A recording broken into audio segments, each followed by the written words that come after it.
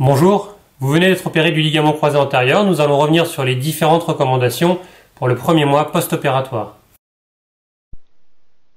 Comme nous l'avions évoqué en consultation préopératoire, l'objectif lors du premier mois est de reprendre votre vie quotidienne et donc de diminuer l'épanchement au niveau de votre genou, c'est-à-dire de le faire dégonfler pour qu'il soit le plus sec possible, de récupérer une extension complète et confortable pour la marche et de récupérer environ 90 degrés de flexion.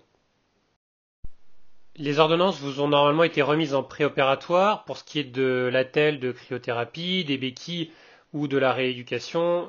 Émilie, ma secrétaire, vous les a normalement remises. Pour ce qui est des médicaments antalgiques et des anticoagulants, ça vous a été remis normalement par les anesthésistes. Si ce n'est pas le cas, n'hésitez pas à nous les redemander avant votre sortie d'hospitalisation.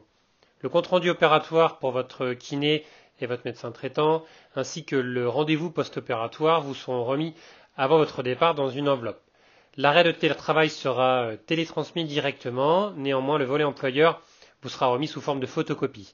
Le bulletin de situation peut être demandé lorsque vous quittez l'établissement.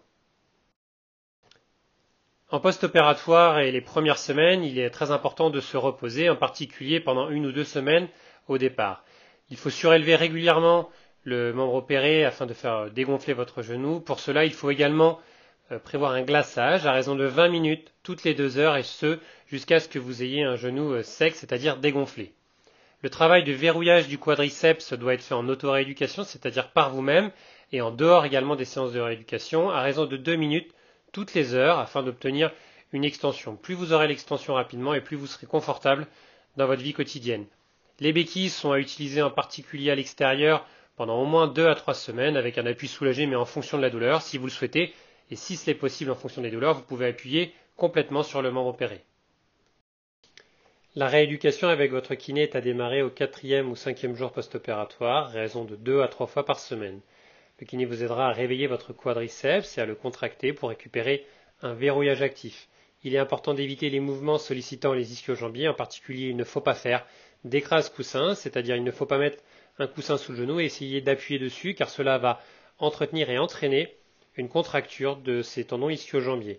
Le mouvement à réaliser est au contraire de mettre une serviette au-dessus du genou et de chercher à remonter la rotule en soulevant le talon pour récupérer une contraction efficace. Le kiné vous aidera également à récupérer votre flexion jusqu'à 90 degrés. C'est l'objectif à 1 mois. Les premières séances peuvent être réalisées à domicile, mais il est souhaitable et préférable d'aller au cabinet dès que possible. Enfin, si votre genou gonfle ou devient douloureux après les séances, il faut ralentir l'intensité et le rythme de ces séances.